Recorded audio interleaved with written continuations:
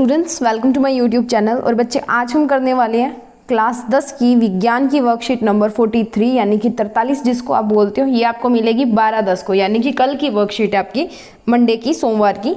इसके अंदर है तत्वों का आवर्त वर्गीकरण। आवर्ती के अंदर एक वर्गीकरण जो तत्वों का किया जाता है। तत्व जैसे कि आप नाम सुनते हो, आप काफ़ी बार आपने हाइड्रोजन सुना है, हीलियम सुना है, जैसे मैंने आपको पीछे बताया, कार्बन सुना है, नाइट्रोजन सुना है, ठीक है। इसके अलावा मैंने आपको क्लोरीन, फ्लोरीन, ब्रोमीन पिछली वर्कशीट्स में बताए। तो ये सारे क्या है, हमारे पास तत्व होते हैं, ठीक है। तो इनका अलग अलग वर्गीकरण किया गया है, एक आवर्ती सारणी जिसको हम बोलते हैं, जिसके अंदर ऐसे आपको, जिसका इंग्लिश में नाम होता है पीरियोडिक टेबल। आपने काफ़ी बार ही सुना होगा, ऐसा सा एक टेबल होता है, उसके अंदर ऐसे जो है वो लाइंस होती है, ठीक है, ऐसे और ऐसे क्षैतिज रेखाएं, और ये ऐसा होता है, ठीक है। तो हर एक बॉक्स के अंदर एक एक जो तत्व है वो रखा जाता है। वो किस बेस पे रखा जाता है? उसके रासायनिक और भौतिक गुणों के आधार पे, ठीक है। सो उसी के बारे में हम पढ़ने वाले हैं। देखिए, हमारे आसपास पदार्थ तत्व मिश्रण व यौगिक के रूप में उपस्थित होते हैं। अब पदार्थ कैसे होंगे? तत्वों के रूप में, मिश्रण के रूप में, या यौगिक। यौगिक अभी हम कार्बन के यौगिक हमने पढ़ा ना, जैसे ग्रेफाइट और हीरा, ठीक है, या फुलरेंस जो थे वैसे, या किसी दो का मिश्रण हो सकता है, या वो अकेला हो सकता है, ठीक है। तत्व ऐसे पदार्थ हैं जो एक ही प्रकार के अणुओं से मिलकर बने हैं, उदाहरण सोडियम, सोना, मैग्नीशियम आदि। तो तत्व ऐसी चीजें, जैसे हमने मेटल्स एंड नॉन मेटल्स में काफी सारी चीजें धातुओं और अधातुओं में पढ़ी थी, वो भी तत्व ही हैं। अभी तक 118 तत्व ज्ञात हैं, जिनमें से केवल 98 तत्व प्राकृतिक रूप में पाए जाते हैं। हमने अभी तक खोज 118 की कर ली है, पर प्राकृतिक रूप में नेचुरली जो है वो 198 ही पाए जाते हैं, सिर्फ 98, ठीक है। अब हमें वर्गीकरण की आवश्यकता ही क्यों पड़े कि हमने तत्वों को ऐसे उस आवर्ती सारणी के अंदर क्यों रखा, ठीक है। तो तत्वों को सुव्यवस्थित ढंग से पढ़ने के लिए, उनके अध्ययन को आसान बनाने हेतु उनको वर्गीकृत किया गया। सबसे पहले ज्ञात तत्वों को धातु और अधातु में वर्गीकृत किया गया। जैसे जैसे तत्वों व उनके गुण धर्मों के बारे में हमारा ज्ञान बढ़ता गया, वैसे वैसे उन्हें वर्गीकृत करने के प्रयास किए गए।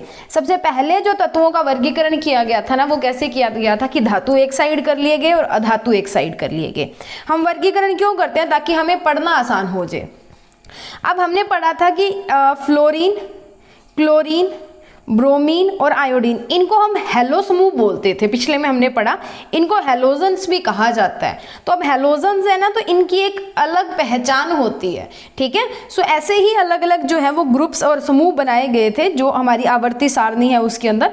तो सबसे पहले देख लेते हैं कि अलग अलग जो साइंटिस्ट थे, उन्होंने अपने अलग अलग जो विचार थे इसके ऊपर दिए थे। सो उनका देख लेते हैं कि किस किस साइंटिस्ट ने क्या दिया था। अभी जो पीरियोडिक टेबल है वो बहुत बाद में बना था, मॉडर्न पीरियोडिक टेबल। आजकल का जो पीरियोडिक टेबल हम, या आवर्ती सारणी जो हम देखते हैं, उससे पहले भी लोगों ने बहुत ट्राई किया था तत्वों के वर्गीकरण करने का। तो सबसे पहले है डोबेराइनर, या इनको डोबर्नियर्स भी बोला जाता है। इनका त्रिक का मतलब होता है बच्चे 3। तो इन्होंने क्या किया था, 3-3 का समूह बना दिया। 3 तत्व रखे, उसके बाद में 3 और रखे, फिर 3 और रखे। तो कैसे इन्होंने रखा, देखो। सन 1817 में डोबर्नियर, एक जर्मन विशेषज्ञ, ने समान गुण धर्मों वाले तत्वों के समूह को व्यवस्थित करने का प्रयास किया। जब तत्वों को उनके बढ़ते हुए परमाणु भार के अनुसार क्रमवार लगाया गया। तो सबसे पहले एक चीज, इस चीज को नोट डाउन कीजिए कि इन्होंने परमाणु भार के अनुसार जो है वो वर्गीकरण करने का शुरू जो है वो किया गया। इन्होंने बढ़ते परमाणु भार के अनुसार जो है वो उनको क्रमवार लगाया गया। तो 3 तत्वों के समूह प्राप्त होते हैं। ऐसे जब उन्होंने रखा तो उनके पास 3 तत्वों के समूह प्राप्त हुए, यानी कि 3-3 तत्वों के ऐसे ग्रुप्स जो हैं वो उन्हें मिले, जिन्हें त्रिक कहा गया। त्रिक का मतलब 3 तत्व, ठीक है। त्रिक के मध्य का परमाणु, यानी कि ये जो दूसरा परमाणु होगा, इसका जो परमाणु भाग होगा वो अन्य तत्वों के मध्य, इसका मतलब इसका भार मान लो 10 है, इसका भार 10 है, तो 10 + 10/2 आप कर दोगे ना, तो इसका भार वो वाला आएगा, यानी कि इसके मध्य में लाई करेगा। या हम बोल देते हैं कि इसका 20 है, इसका 10 है, तो 20 और 10 30, 30/2 आप करोगे 15, तो बीच वाले का कितना आना चाहिए? 15 आना चाहिए, ठीक है। त्रिक के मध्य तत्व का परमाणु भार अन्य 2 तत्वों के परमाणु भार का माध्य होता है। पता लगा? अब उसके बाद देखिए, उदाहरण के लिए जैसे हम बात कर लेते हैं, हमें ये डोबर्नियर का त्रिक दिया हुआ है, एक लिथियम, कैल्शियम और क्लोरीन। उसके बाद में हमें दिया हुआ है एक ये बन रहा है त्रिक, ठीक है, एक ये त्रिक बन रहा है और एक ये त्रिक बन रहा है। बन रहे हैं ना। सो पहला है लिथियम, सोडियम और पोटाशियम का, फिर कैल्शियम, स्ट्रोंशियम और बेरियम का, उसके बाद में है कैल्शियम क्लोरीन, ब्रोमीन और आयोडीन का। तो देखिए क्या किया, उदाहरण के लिए लिथियम, सोडियम और पोटाशियम वाला त्रिक जिनके परमाणु द्रव्यमान लिथियम का हम अगर करते हैं तो 6 + 9, 6 + 9 ठीक है, तो 23 × 0, 6 × 9, 23 × 0 और 39 हमारे पास आएंगे। यानी कि देखो 6 × 9 नहीं है, इसको पढ़ने का देखो कि लिथियम, देखो जब हम भार की बात करते हैं ना तो परमाणु संख्या का दूसरा होता है, हम बात करते हैं तो हाइड्रोजन पहले आता है, फिर हीलियम आता है, फिर लिथियम आता है। तो लिथियम 3 नंबर पे आता है, तो 3 का लगभग दुगना होता है, तो यहाँ पे 6.9 इसका परमाणु द्रव्यमान हो गया। जैसे कार्बन हमारे पास 6 पे आता था तो इसका परमाणु द्रव्यमान 12 होता था हमारे पास, तो इसका 6.9, फिर 23 सोडियम का और फिर 39.0 किसका, 39.0 पोटाशियम का। अब देखो लिथियम और पोटाशियम उठा लो, इसने बोला ना कि त्रिक के मध्य तत्व का परमाणु भार अन्य 2 तत्वों के परमाणु भार का माध्य होता है। तो लिथियम और पोटाशियम उठाया, ठीक है, दोनों का परमाणु मान की औसत निकाल ली, यानी कि 6.9 = 39 कर दो, 2 से भाग दे दो, हमारे पास आया 22.95, ठीक है, जो कि लगभग पोटाशियम परमाणु के द्रव्यमान के बराबर है। अब पोटाशियम का कितना था, 23 था, ये हमारे पास बन रहा है 22.95, तो लगभग 23 बन जाएगा ना, क्योंकि ये पूरा 1 बन जाएगा, 95 है ना, 0.95 है तो पूरा 1 लिख सकते हैं ना हम इसको, ठीक है, तो लगभग बन रहा है ना। अब इसकी सीमाएं देखो क्या थी। डोबर्नियर उस समय तक ज्ञात तत्वों में केवल 3 त्रिक ही ज्ञात कर सके थे, इसलिए त्रिक में वर्गीकृत करने की यह पद्धति सफल नहीं रही। उन्होंने 3, बस ये 3 ही बनाए थे, 3 जोड़े ही, मतलब जो है ये 3 ग्रुप्स ही निकाल सके थे, वो उसके आगे नहीं निकाल सके थे, तो इनका जो सिद्धांत था वो खत्म हो गया था त्रिक वाला। उसके बाद में आए, इनसे शिक्षा लेके आए हमारे न्यूलैंड्स। न्यूलैंड का अष्टक सिद्धांत, अष्टक का मतलब 8, अष्टक का मतलब क्या होता है, 8, ठीक है। तो इन्होंने क्या किया, ये ना म्यूजिक के बड़े फैन होते थे, ठीक है। न्यूलैंड्स ना जो है वो आप मान के चलो कि आजकल के जो AR रहमान है ना वो थे, तो म्यूजिक का बड़ा शौक था इनको, म्यूजिक का शौक था, तो इन्होंने क्या किया, जो सुर ताल नहीं होता सारे गा मा पा, ठीक है, धा नी, तो 7 जो सुर होते हैं संगीत के, उन सुरों के आधार पे इन्होंने वर्गीकरण कर दिया, ठीक है। बंदे की क्रिएटिविटी देखो, 7 सुरों के आधार पे कर दिया, सा रे गा मा पा धा नी, फिर सा आएगा, ठीक है। तो अब इन्होंने क्या बोला कि टोटल 7 है, 7 के बाद में यहाँ पे 8वां आएगा, तो पहले और 8वें के जो गुणधर्म होंगे ना एक समान होंगे, उन्होंने ये बोला था, इसीलिए इसको अष्टक बोला जाता है। पहले और 8वें के गुणधर्म एक जैसे होंगे, 8 की बात कर रहे हैं, ठीक है, 8वें के, तो इसीलिए इसको अष्टक कहा जाता है। न्यूलैंड ने तत्वों को बढ़ते परमाणु भार के क्रम में व्यवस्थित किया। अब कैसे किया था, इन्होंने भी बढ़ते परमाणु भार के ऊपर ही रखा है, ठीक है। पाया तो प्रत्येक 8वें तत्व के गुण पहले तत्व के समान थे। मैंने बोला था ना कि जो पहला है सा के ऊपर, और उसके बाद में दोबारा जब सा आएगा तो सा और सा के जो गुणधर्म होंगे वो एक होंगे, रे और रे के गुणधर्म एक जैसे होंगे, गा और गा के एक गुणधर्म एक जैसे होंगे, ठीक है। तो इसकी तुलना संगीत के अष्टक से की गई, इसलिए इसे अष्टक सिद्धांत कहा जाता है। उदाहरण है इसका लिथियम, सोडियम और पोटाशियम। नीचे आपको एक टेबल दिया हुआ है, एक सारणी दी हुई है, उसके अंदर देखो सा रे गा मा पा धा नी, अब आगे क्या आएगा, फिर सा आएगा ना।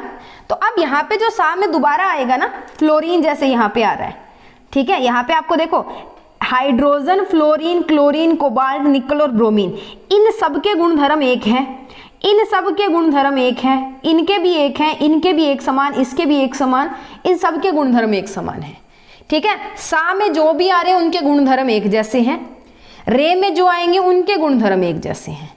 अब इनकी भी कुछ सीमाएं थी भाई, पूरे इन्होंने भी नहीं किए। म्यूजिक में जो गिटार थी, जो उनकी सुर ताल वो लगा रहे थे, तो सितार के तार टूट गए, और क्या हुआ, यह नियम पहले केवल कैल्शियम धातु यानी कि हल्के तत्वों तक लागू होता था।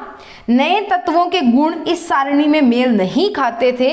सारणी में तत्वों को समंजित करने के लिए न केवल 2 तत्वों को एक साथ रख दिया, बल्कि असमान तत्वों जिनके गुणों में कोई समानता नहीं थी एक स्थान में रख दिया गया। यहाँ पे देखो कहीं 2-2 आ रहे हैं, और जिनके गुणों में समानता नहीं है उनको भी रख दिया इन्होंने। तो पहला तो सिर्फ ये कैल्शियम तक जाता था, दूसरा ये कि सिर्फ हल्के तत्वों तक ही ये था, तीसरा, नए जो गुण तत्व इस आते थे, जो नए नए तत्वों की खोज हुई वो इससे मेल नहीं खाते थे। और दूसरा, कहीं पे दो दो तत्व रख दिए, जो असमान गुणों वाले तत्व हैं उनको भी साथ में रख दिया। तो ये तो इन्होंने खराब कर दिया काम, और इसी वजह से इनका भी जो है वो क्रॉस लग गया। अगली वर्कशीट में पढ़ेंगे कि इनका जो काम था वो आगे कौन लेके गया। तो आज के लिए हमारे पास दो साइंटिस्ट थे जिन्होंने तत्वों का वर्गीकरण किया, दैट इज डोबेर्नर एंड न्यूलैंड्स। ठीक है, सो अब बात कर लेते हैं बेटा इसके क्वेश्चंस की, और क्वेश्चंस के साथ आपको कोविड के संदर्भ में उचित व्यवहार संबंधी संदेश भी दिया हुआ है। नियमित रूप से अपने हाथों को साबुन से धोएं, और साबुन और पानी से धोएं। तो आपको जैसे पता ही है कि कोरोना चल रहा है, तो आपने अपने हाथों को दिन में कई बार साबुन और पानी से धोना है, सैनिटाइजर का उपयोग करना और मास्क लगाना है। ठीक है, अब चलते हैं अपने काम पे और कर लेते हैं क्वेश्चंस के सॉल्यूशंस को। सो बच्चे देख लेते हैं छोटे छोटे क्वेश्चनों के छोटे छोटे आंसर। तत्वों के वर्गीकरण करने की आवश्यकता क्यों थी? तत्वों की बढ़ती संख्या के साथ उनके गुणों का अलग अलग अध्ययन करना अत्यंत कठिन होता जा रहा था, अतः उनके वर्गीकरण की जरूरत महसूस की गई, जिनसे उनका व्यवस्थित अध्ययन आसानी से किया जा सके। इसीलिए ठीक है, ज्यादा हो गए थे तो उनको अरेंज किया गया। ऐसे 3 तत्वों का नाम लिखो जो डोबर्नियर के त्रिक को दर्शाते हैं। तो लिथियम, सोडियम और पोटाशियम, ये 3 सबसे आसान है। उसके अलावा वर्कशीट में आपको 2 ग्रुप और भी दिए हैं, वो भी लिख सकते हो। तीसरा क्वेश्चन है, न्यूलैंड्स ने तत्वों को 8 तत्वों की क्षितिज पंक्तियों में विभाजित किया। सत्य और असत्य? बिल्कुल असत्य है। न्यूलैंड्स ने जो तत्व थे 8 तत्वों को ऊर्ध्वाधर स्तंभ यानी कि वर्टिकल कॉलम के रूप में जो है वो विभाजित किया था। अगर आपको ये लिखना है तो आप अपनी नॉलेज के लिए लिख सकते हैं, बाकी आप असत्य के ऊपर टिक करके छोड़ सकते हैं। ठीक है, असत्य। उसके बाद है न्यूलैंड्स के अष्टांग नियम की 2 सीमाएं लिखिए। 2 सीमाएं, पहला तो न्यूलैंड के अष्टांग का सिद्धांत केवल कैल्शियम तक ही लागू होता था। ठीक है, दूसरा है न्यूलैंड के अष्टांग सिद्धांत केवल हल्के तत्वों के लिए ही ठीक लागू हो पाया, भारी तत्वों के लिए नहीं हो पाया। उसके बाद है, नीचे दिए गए तत्वों के समूह डोबर्नियर के त्रिक के रूप में वर्गीकृत किए जा सकते हैं या हाँ या नहीं। तो यहाँ पे आपने क्या करना है, पहले इनको लिखना है। इनका नीचे आपको परमाणु द्रव्यमान दिया हुआ है बेटा। जैसे सोडियम का है हमें 23 दिया हुआ है, और इधर से कैल्शियम का उठा लो 35। ठीक है, इसको बटा कर देना आपने 2 से, तो ये हो गया 5 और 3 8, 3 और 2 5 बटा 2। अब इसको मैं डिवाइड करूं तो ये बन गया मेरे पास 2 9 29 बन गया। सिलिकॉन पे जाइए और जाके देखिए, अब नहीं बन रहा ना, ये 29 है, ये 28 है। थोड़ा बहुत पॉइंट में होता तो भी हम ले लेते। तो हमें जो था वो डोबर्नियर ने क्या बोला था कि लास्ट वाले दोनों का, ये जो बीच वाला है ना, इसका जो परमाणु द्रव्यमान होगा वो इन दोनों की एवरेज होगी, इनका माध्य होगा, इनका औसत होगा। पर इन दोनों की एवरेज आ रही है 28, हमें सॉरी इनकी एवरेज आ रही है 29 और हमें चाहिए 28। तो नहीं, क्योंकि इन सभी तत्वों के समान गुण नहीं है। हालांकि सिलिकॉन का परमाणु द्रव्यमान सोडियम और क्लोरीन के परमाणु द्रव्यमान का औसत है, लगभग है, पर वैसे नहीं हम मान के चल सकते। ठीक है, उसके बाद में है दूसरा BeMg, जी छोटा कर लेना बेटा, Mg एंड Ca। तो Ca ये पढ़ा, Be ये पढ़ा और Mg ये पढ़ा। तो पहले Be और Ca का जोड़िए, 49 बन गया। 49 49 बटा 2 करोगे 4, फिर गया किस पे, सॉरी 2, फिर 4.5 पे 24.5, और हमें कैल्शियम का चाहिए 40। तो बिल्कुल नहीं, हाँ, क्योंकि इनके गुण समान हैं। मैग्नीशियम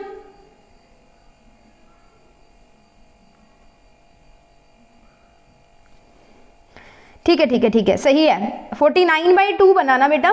तो 49/2 यानी कि 2, उसके बाद में गया 4 पे, उसके बाद में आ गया हमारे पास 5, 24.5 बन रहा है। हमें 24 चाहिए, तो लगभग एक जैसा है। तो यहाँ पे है जो इसके गुण एक जैसे बनेंगे, समान गुण है, और इनका जो द्रव्यमान है वो भी एक जैसा है। ठीक है, सो ये डोबर्नियर के ट्रेड में फिट आएगा। तो पहला नहीं है, दूसरा हाँ है। ठीक है, सो ये हो गए हमारे आज के question, total 5 question. Question number 5 आपको आपकी स्क्रीन पे दिख रहा है। उसके बाद में मैं आपको दिखा देती हूँ पहले 4 क्वेश्चंस के आंसर जो आपकी स्क्रीन पे इस प्रकार हैं। जल्दी से इनको नोट डाउन कीजिए और अपनी वर्कशीट को पूरा कीजिए। वीडियो को प्लीज जाते टाइम लाइक करके जरूर जाइए, और अपने जो सजेशंस हैं कमेंट बॉक्स के अंदर कमेंट जरूर कीजिए।